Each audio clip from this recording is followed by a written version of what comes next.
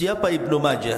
Bagaimana rihlah talabul ilminya? Bagaimana pujian-pujian para ulama kepadanya? Kemudian apa saja karyanya dan bagaimana wafatnya? Inilah yang kita akan bahas sedikit tentang siapa Al-Imam Ibnu Majah rahimahullahu ta'ala. Al-Imam Ibnu Majah ada yang menggunakan ta marbutah, ada yang menggunakan ha, dan yang sahih menggunakan ha. Ibnu Majah. Ibnu Majah ini, Majah sendiri adalah diperselisihkan para ulama. Siapa Majah di sini? Ada yang mengatakan Majah itu adalah laqab bagi ayahnya, dan ada yang mengatakan bahwa Majah itu nama ibunya. Karena biasa para ulama itu menasabkan anak itu pada ibunya, seperti Ibnu Taimiyah. Taimiyah ibunya, Ibnu Lahiyah, Abdullah ibn Lahiyah, Ismail ibn Ulayyah, Ulayyah ibunya. Jadi ada yang mengatakan Majah itu ibunya. Tapi yang sahih dan yang masyhur, Majah itu adalah laqab bagi ayahnya. Karena ayahnya namanya siapa? Yazid. Jadi ayahnya itu namanya Yazid, berarti Muhammad ibn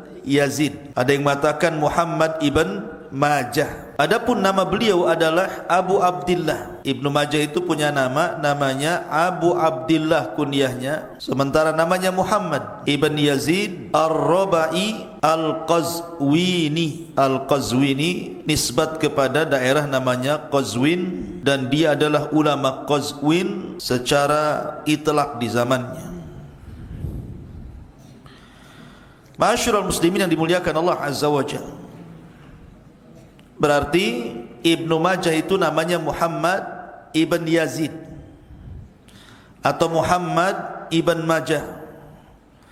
Laqabnya Abu Abdillah. Asalnya dari mana? Dari Qazwin. Qazwin ini di zaman Utsman bin Affan radhiyallahu an, Utsman lah yang membebaskan kota Qazwin ini. Jadi Utsman bin Affan lah yang kemudian membebaskan kota Qazwin sehingga masuk ke daerah kaum muslimin. Dan ketika itu Utsman bin Affan radhiyallahu an memerintahkan sahabat Bara ibnu Azib, Bara ibnu Azib untuk menjadi penguasa Qazwin di zaman Utsman bin Affan radhiyallahu an. Dan setelah kemudian Qazwin ini dikuasai kaum muslimin, dan gubernur pertama adalah Bara bin Azib, maka Qazwin belakangan menjadi daerah yang sangat populer karena banyak para ulama terlahir di Qazwin ini. Banyak para ulama hadis terlahir di Qazwin ini, salah satunya adalah Al-Imam Ibnu Majah Ar-Rabai Al-Qazwini rahimahullahu ta'ala. Lah Ibnu Majah sendiri lahir persis di tahun lahirnya Imam Tirmidzi. Berapa kemarin Imam Tirmidzi lahir? 209. Lah Imam Ibnu Majah ini sama lahirnya dengan kelahiran Imam Tirmidzi, sama-sama lahir di 209 Hijriah. Cuman beda di wafat. Kalau Al-Imam At-Tirmidzi wafatnya 279, tapi kalau Imam Ibnu Majah wafatnya 273. Jadi masih tuaan At-Tirmidzi sedikit. Beda 6 tahun dengan Imam Tirmidzi kan, karena Imam Tirmidzi dengan Imam Ibnu Majah lahirnya sama tahunnya, 209 Hijriah, cuman wafatnya yang beda. Kalau Ibnu Majah wafatnya 273, kalau Tirmidzi 279. Itulah tahun kelahiran dan wafatnya Al-Imam Ibnu Majah rahimahullahu ta'ala. Lah Imam Ibnu Majah ini hidup pada masa Qurun Mufaddalah. Pada masa Qurun Mufaddalah artinya di generasi terbaik yang disabdakan Rasul. Khairun nasi qarni, thumma alladhina yalunahum, thumma alladhina yalunahum. Sebaik-baik generasi adalah generasiku dan sahabatku, kemudian generasi setelahnya para tabi'in, kemudian generasi setelahnya para tabi'ut tabi'in. Lah Ibnu Majah masuk pada generasi awal-awal tabi'ut tabi'in, karena dia lahir pada 209, artinya di permulaan masuk pada abad ketiga dia lahir itu. Berarti dia lahir pada masa abad Abbasiyah, pada zaman Khalifah Al-Ma'mun, dan ketika itulah Abbasiyah atau Daulah Abbasiyah lagi kuat-kuatnya itu. Jadi Daulah Abbasiyah ketika dipegang Khalifah Ma'mun itu betul-betul lagi tatawur, lagi pembangunan, lagi kuat-kuatnya. Walaupun sang Khalifah Ma'mun terpengaruh dengan akidah Mu'tazilah karena gurunya Ahmad bin Abi Du'ab, akhirnya tersesatlah Khalifah ini. Tetapi Imam Ibnu Majah lahir ketika kekuasaan Khalifah Ma'mun dari Daulah Abbasiyah, dan dia masuk pada abad permulaan abad ketiga, artinya dia masuk pada generasi tabi'in. Itulah Imam Ibnu Majah rahimahullahu ta'ala. Sebagaimana kebiasaan para ulama ikhwan, semua ulama hadis, mau Bukhari, mau Muslim, Abi Dawud, Tirmidzi, Nasai, Ahmad, Malik, dari semua ulama ahli hadis, kebiasaan mereka itu pertama berguru kepada para ulama di daerahnya. Sama dengan Imam Tirmidzi, Imam Ibnu Majah. Karena di Qazwin ini banyak para ulama, baik ulama hadis, ulama fikih, ulama tafsir. Maka Ibnu Majah berguru di daerah tempatan dulu di Qazwin ini. Baru di usia 22 tahun, akhirnya dia mulai rihlah untuk bertolabul ilmi. Kemana saja rihlahnya beliau? Kata para ulama, beliau setelah belajar di Qazwin sampai usia 22 tahun, akhirnya rihlah ke Hijaz. Hijaz artinya Mekah dan Madinah. Kemudian rihlah ke Baghdad. Kemudian rihlah ke Basrah. Kemudian rihlah ke Kufah. Kemudian rihlah ke Syam. Kemudian rihlah ke Mesir. Kemudian ke Rai, ke Khurasan, dan banyak tempat lagi. Tentu rihlahnya para ulama hadis tidak lain dan bukan dalam rangka mengumpulkan riwayat-riwayat hadis-hadis Nabi SAW. Padahal di masa itu, sekali lagi, untuk melakukan rihlah itu tidak semudah di zaman sekarang. Di zaman sekarang mau safar bisa lewat pesawat, bisa lewat kereta, bisa lewat bus, bisa pakai mobil pribadi gitu ya. Tapi zaman itu tidak bisa, kecuali hanya naik unta. Paling tinggi, paling top naik unta. Karena hanya unta yang bisa melakukan perjalanan jauh. Kalau kuda mati di jalan ya. Apalagi naik kambing nggak bisa ya. Jadi paling top itu ya paling unta saja. Belum di jalannya itu menakutkan, banyak perampok, harus menyeberangi padang pasir, harus menyeberangi cuaca ekstrim, kering kelontang dan banyak macam. Tetapi tidak mematahkan semangat Imam Ibnu Majah untuk rihlah mencari guru-guru di berbagai macam daerah dan negara. Makanya wajar kalau Ibnu Majah itu memiliki guru yang banyak, dan setelah itu memiliki murid-murid yang banyak. Ma'asyiral muslimin yang dimuliakan Allah Azza wa Jalla, siapa guru-guru Imam Ibnu Majah rahimahullahu ta'ala? Di antara guru beliau adalah Muhammad ibn Musanna. Muhammad ibn Musanna ibn Dinar, atau dikenal dengan Az-Zaman. Muhammad ibn Musanna ma'ruf, ulama hadis ya. Kemudian guru yang lainnya adalah Abu Bakar ibn Abi Syaibah. Abu Bakar ibn Abi Syaibah. Kemudian di antara gurunya juga Muhammad ibn Abdullah ibn Numair. Muhammad ibn Abdullah ibn Numair. Kemudian di antara gurunya adalah Hisham ibn Ammar. Hisham ibn Ammar. Kemudian di antara gurunya adalah Muhammad ibn Bashar, ma'ruf Muhammad ibn Bashar, ulama hadis. Dan sederetan para ulama kondang yang lainnya yang hidup di zaman itu. Artinya bahwa Imam Ibnu Majah ini punya guru-guru hebat, ulama-ulama dunia kan. Dan Ibnu Majah pun punya murid-murid hebat juga. Di antara murid-muridnya Al-Imam Ibnu Majah rahimahullahu ta'ala, yang disebutkan para ulama, di antaranya adalah murid beliau Muhammad atau Ishaq ibn Muhammad. Ishaq ibn Muhammad. Kemudian juga di antara muridnya Ali ibn Ibrahim ibn Salamah Al-Qattan. Ali ibn Ibrahim ibn Salamah Al-Qattan.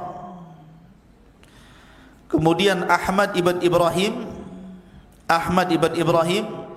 kemudian Sulaiman ibn Yazid Al-Qazwini dari Qazwin, Sulaiman ibn Yazid Al-Qazwini, dan juga Ahmad ibn Ruh Al-Baghdadi dan yang lainnya. Itu di antara guru beliau dan juga murid-murid beliau, semua ulama-ulama besar, baik guru atau muridnya. Karena Imam Ibnu Majah sendiri adalah ulama besar. Adapun pujian para ulama, ikhwah, ingat, pujian seseorang itu adalah pena kebenaran. Pujian manusia kepada seseorang adalah pena kebenaran.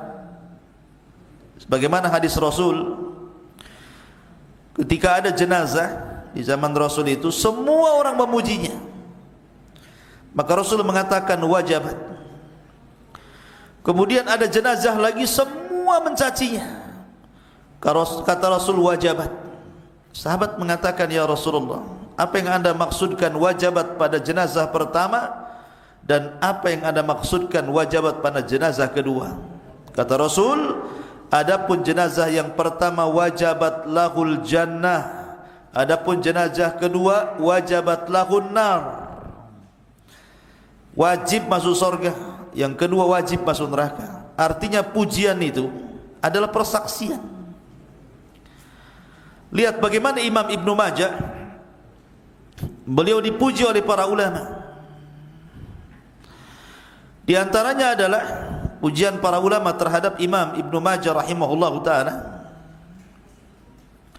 Berkata Ibn Nasir ad-Din, Ibnu Nasiruddin rahimahullahu ta'ala, dia mengatakan, Muhammad ibn Yazid ibn Majah ahadul a'immatil a'lami wa sahibus sunani ahadu kutubil islami hafidun thiqatun kabirun. Kata Muhammad, kata Ibnu Nasiruddin rahimahullah ta'ala mengatakan, Muhammad ibn Yazid atau dikenal dengan Ibnu Majah itu adalah salah satu ulama kondang di zamannya, pemilik sunan. Salah satu kitabnya adalah diperhitungkan dari kitab-kitab induk Islam, dan dia seorang hafid, seorang terpercaya, dan seorang yang sangat besar namanya. Hafidun thiqatun kabir. Kemudian dikatakan oleh Al-Hafidh Ibnu Katsir, siapa yang tidak kenal Ibnu Katsir, yang mengarang kitab tafsir Ibnu Katsir, Al-Bidayah wan Nihayah, banyak karyanya. Kata Ibnu Katsir ketika memuji Muhammad ibn Yazid atau Ibnu Majah, kata beliau, sahibu kitabis sunanil masyhurati wa hiya dalatun ala amalihi, ala ilmihi wa amalihi wa tabahurihi wattila'ihi wattibaihi li sunnati nabiyyihi fil usuli wal furu' wa yashtamilu ala isnataini wa thalathina kitaban wa alfi wa khamsumi'ati babin wa yahtawi ala arba'ati alaf hadith kulluha jiyadun siwal yasir. Katanya Ibnu Katsir, dia mengatakan Ibnu Majah itu pemilik kitab sunan yang sangat masyhur, dan itu menunjukkan tentang ilmu dan amalannya, keluasannya, penelitiannya, mengikuti sunnahnya baik pada pokok ataupun pada cabang, dan mencakup, beliau mengarang kitab itu sampai 30 karya, 32 karya, artinya kitab yang beliau tulis, dan 1500 bab, termasuk dia letakkan dalam kitab sunannya kurang lebih 4000 hadis, semuanya baik kecuali sedikit yang tidak baik itu. Jadi dimuat dalam sunannya Ibnu Majah itu berapa? 4000 hadis. Semuanya baik kata Ibnu Katsir, kecuali sedikit yang diperselisihkan para ulama. Bahkan dikatakan oleh Syamsuddin Ibn Khalikan, Syamsuddin Ibn Khalikan, beliau mengatakan kana imaman fil hadithi arifan bi ulumihi wa jami'u ma yata'allaqu bihi. Imam Ibnu Majah itu seorang imam dalam hadis, seorang yang paling pakar tentang ilmu-ilmu hadis dan semua yang berkaitan dengan hadis. Karena begini ikhwan, Imam Ibnu Majah itu diunggulkan dengan 3 ilmu. Ibnu Majah itu diunggulkan dengan 3 ilmu. Pertama ilmu hadis, makanya beliau mengarang kitab Sunan Ibn Majah, menunjukkan bahwa beliau memang pakarnya dalam hadis Nabi sallallahu alaihi wasallam. Yang kedua, diunggulkan dalam tafsir, makanya beliau punya karya tafsir namanya Tafsir Ha'il, tetapi sayang bukunya itu hilang dan tidak sempat tercetak sampai hari ini. Kitab tafsirnya Ibnu Majah, tapi kitabnya dipuji oleh Imam Zahabi dan Ibnu Katsir. Kemudian yang ketiga, dia pun punya karya dalam bidang tarikh, sejak zaman Rasul sampai ke zaman dirinya. Disebutkan tuh para sahabat Rasul, para tabi'in. Dia punya kitab catatan-catatan tarikh para ulama dari zaman sahabat, di zaman Rasul, zaman para sahabat, sampai zaman tabi'in, sampai kepada zaman dirinya. Tapi juga kitabnya mafqud kata para ulama, tidak sempat dicetak, sehingga hanya mendengar saja bahwa dia punya kitab dan dipuji para ulama, di antaranya Imam Ibnu Katsir dan Zahabi yang memuji Imam Al-Hafidh Ibnu Majah rahimahullahu ta'ala. Taib, ma'asyiral muslimin yang dimuliakan Allah Azza wa Jalla, intinya bahwa banyak pujian para ulama kepada Imam Ibnu Majah rahimahullahu ta'ala. Ma'asyiral muslimin yang dimuliakan Allah Azza wa Jalla, ikhwan akhwat, adapun Imam Ibnu Majah, Imam Ibnu Majah sebenarnya, Imam Ibnu Majah itu di zaman itu kitab-kitab induk itu sebenarnya cuma ada 5, dan Ibnu Majah tidak termasuk di dalamnya. Di zaman itu, di zaman Ibnu Majah masih hidup, jadi orang-orang itu hanya mengacu kepada 5 kitab saja: Bukhari, Muslim, Abi Dawud, Tirmidzi, Nasa'i. Belum masuk Sunan Ibnu Majah. Orang hanya mengenalnya 5 kitab induk sumber ini saja. Lalu kapan kemudian dimasukkannya Ibnu Majah ini sehingga masuk dalam deretan Kutubus Sittah, 5 jadi 6, dan dia yang terakhir? Kata para ulama, yang memasukkan Imam Ibnu Majah ke dalam deretan kitab-kitab induk hadis adalah Muhammad ibn Tahir al-Maqdisi. Saya ulangi, yang memasukkan Ibnu Majah ke dalam kitab-kitab induk hadis dari 5 menjadi 6, dari Kutubul Khamsah menjadi Kutubus Sittah, itu adalah Muhammad ibn Tahir al-Maqdisi. Beliau mengarang kitab tentang syurut a'immatis sittah, syurut a'immatis sittah, syarat-syarat menjadi imam-imam yang mengarang kitab-kitab induk yang 6 ini. Setelah menyebutkan 5, dimasukkan Ibnu Majah jadi 6. Oleh siapa? Muhammad ibn Tahir Al-Maqdisi. Rupanya diikuti lagi oleh siapa? Oleh Abdul Ghani Al-Maqdisi. Siapa Abdul Ghani Al-Maqdisi? Ma'ruf, Abdul Ghani Al-Maqdisi pengarang kitab Umdatul Ahkam. Ya. Dia ngarang kitab namanya Al-Kamal fi Asma'ir Rijal. Al-Kamal fi Asma'ir Rijal. Maka dalam kitab ini oleh Abdul Ghani Al-Maqdisi juga dimasukkan Ibnu Majah dalam deretan kitab-kitab yang diperhitungkan. Maka dari 5 ditambah 1 menjadi 6. Padahal ikhwan, kalau melihat, kalau mau menimbang-nimbang gitu ya, antara kitabnya Imam Malik Al-Muwatta, kemudian kitabnya Imam Ahmad Musnad Imam Ahmad, kemudian kitabnya Al-Imam Ad-Darimi Sunan Ad-Darimi, itu jauh lebih baik karyanya dibandingkan Sunan Ibnu Majah. Tidak ada apa-apanya. Jadi Sunan Ibnu Majah kalau dibandingkan dengan Musnad Ahmad, dengan Muwatta Imam Malik, dengan Sunan Ad-Darimi itu nggak ada apa-apanya. Harusnya yang layak jadi kutubut sittah itu kitab-kitab ini. Kalau tidak Muwatta, Musnadnya Imam Ahmad atau Sunannya Ad-Darimi. Kenapa yang dimasukkan Ibnu Majah di sini? Ya begitulah. Karena yang memasukkan siapa? Muhammad ibn Tahir Al-Maqdisi diikuti oleh Abdul Ghani Al-Maqdisi, jadi terkenal. Sampai hari ini akhirnya kalau disebut kutubus sittah berarti Bukhari, Muslim, Abi Dawud, Tirmidzi, Nasai, Ibnu Majah. Itu disebut kutub as-sittah. Ma'asyiral muslimin, ikhwan akhwat yang dimuliakan Allah Subhanahu wa taala. Baik, kita akan mengenal siapa atau karyanya Al-Hafidh, karyanya Imam Ibnu Majah rahimahullahu taala, Sunan Ibnu Majah rahimahullahu taala.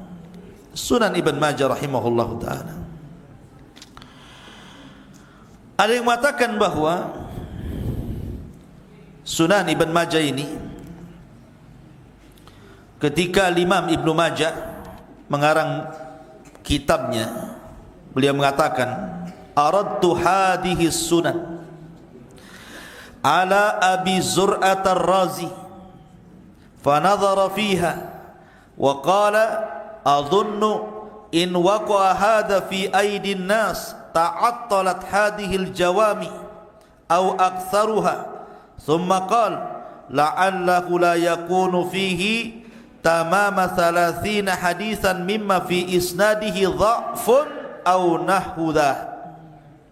Lihat perkataan Ibnu Majah, ketika aku mengarang kitab Sunan, ini kebiasaan para ulama, ketika aku mengarang kitab Sunan, maka aku mendatangi seorang ulama namanya Abi Zur'ah Ar-Razi, ulama muhadditsin ma'ruf, ulama pakar hadis. Abi Zur'ah itu nanti kita akan sebutkan biografinya kalau sampai pada waktunya.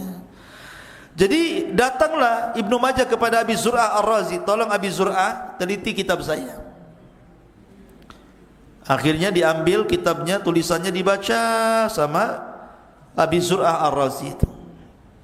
Setelah kemudian dia baca dari awal sampai akhir karyanya Ibnu Majah, apa kata Abu Zur'ah Ar-Razi? Dia mengatakan, adhunnu in waqa'a hadha fi aidin nas ta'attalat hadhil jawami. Jangan sampai buku ini pindah ke lain tangan, bisa hilang.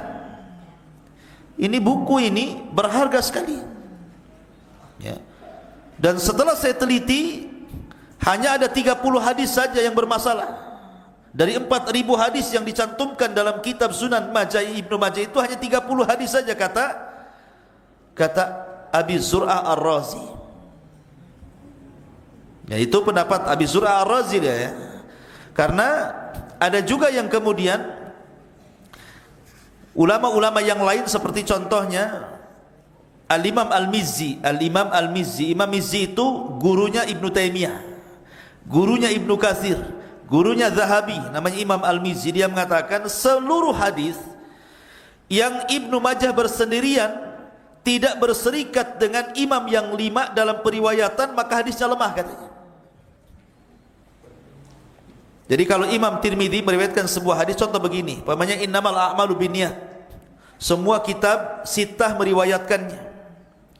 Atau umpamanya da' ma yaribuka ila ma la yaribuka, umpamanya cuma 3 kitab sunan yang meriwayatkannya. Rupanya Imam Tirmidzi meriwayatkan satu hadis, dan hadis ini tidak ada di kitab lain, di kitab dia saja. Jadi tafarrada Ibnu Majah bersendirian dalam riwayat ini. Berarti kata Imam Al-Mizzi, dipastikan hadisnya dhaif, dipastikan hadisnya dhaif. Dan jumlah hadis yang disendirikan riwayatnya hanya Ibnu Majah saja yang meriwayatkan itu sampai 1393 hadis.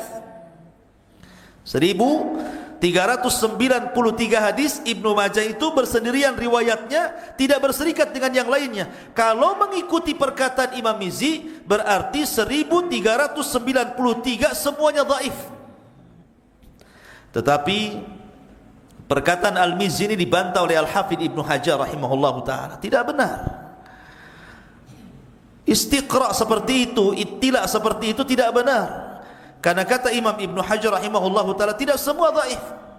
Makanya Syekh Albani rahimahullahu ta'ala ketika meneliti tentang hadis-hadis yang tercantum dalam Sunan Ibnu Majah, Syekh Albani rahimahullahu ta'ala sampai mengumpulkan dari 4.000 hadis itu yang lemah 800 hadis saja. Kalau Zahabi mengatakan 1.000 hadis. Kalau Al-Imam siapa nama Syekh Albani rahimahullah taala mengatakan 800, kemudian Az-Zahabi mengatakan 1.000, dan sebagian para ulama mengatakan sekitar 900, ya kurang lebih saja. Jadi dari 4.000 hadis yang dikumpulkan dalam Sunan Tirmidzi itu, ya antara 1.000, ada yang mengatakan 900, ada yang mengatakan 800 hadis lemah. Semuanya selain ini sahih.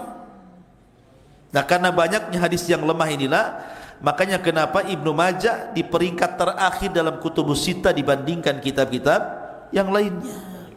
Al-Imam Ibn Tahir, beliau mengatakan, hasbuka min kitab ya'ridu ala Abi Zur'at ar-Razi. Cukuplah dengan rekomendasi kitab yang sudah diberikan tazkiyah oleh Abi Zur'ah ar-Razi. Seolah-olah Ibn Tahir mengatakan ini kitab bukan kitab biasa, karena yang berikan rekomendasi ulama luar biasa, Abi Zur'ah ar-Razi. Bahkan juga dikatakan oleh Imam Ibnu Katsir rahimahullahu taala, dia mengatakan sahibus sunanil masyhurah. Jadi kitab sunan ini kitab yang masyhur, bukan kitab biasa, kitab yang sangat luar biasa. Sampai-sampai ulama mengatakan kitabun mufidun qawiyut tabwibi fil fiqh, kitab yang sangat bermanfaat, yang kuat secara babnya, terutama di dalam bab fikih, terutama dalam bab fikih. Masyarul muslimin yang dimuliakan, intinya bahwa karya besarnya Imam Ibnu Majah ini menjadi karya yang kemudian diperhitungkan para ulama dan dimasukkan dalam kitab kutubus sittah yang muktamad bagi kaum muslimin yang ingin mempelajari hadis Nabi sallallahu alaihi wasallam.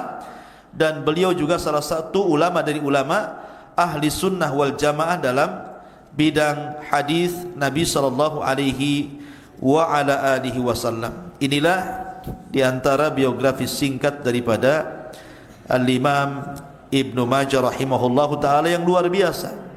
Jadi dia habiskan waktunya selama 15 tahun. Jadi Ibnu Majah itu 15 tahun rihlah, dari usia 22 tahun. Kemudian dia rihlah bertolabul ilmi sampai 15 tahun di perantauan. Kemudian pulang ke Qazwin. Kemudian beliau menetap di Qazwin, membuka dakwah, mengajar manusia, menulis agama, menulis catatan-catatan hadis, tafsir dan juga tarikh. Akhirnya menjadi ulama dunia yang luar biasa. Makanya nanti kalau antum keluar dari sini, jangan cukupkan belajar Jabal Uhud, safar sana, safar ke Yaman, ke Mesir, safar ke mana lagi, ke Saudi, jangan pula ke Barelang. Safar ke tempat-tempat yang banyak para ulama.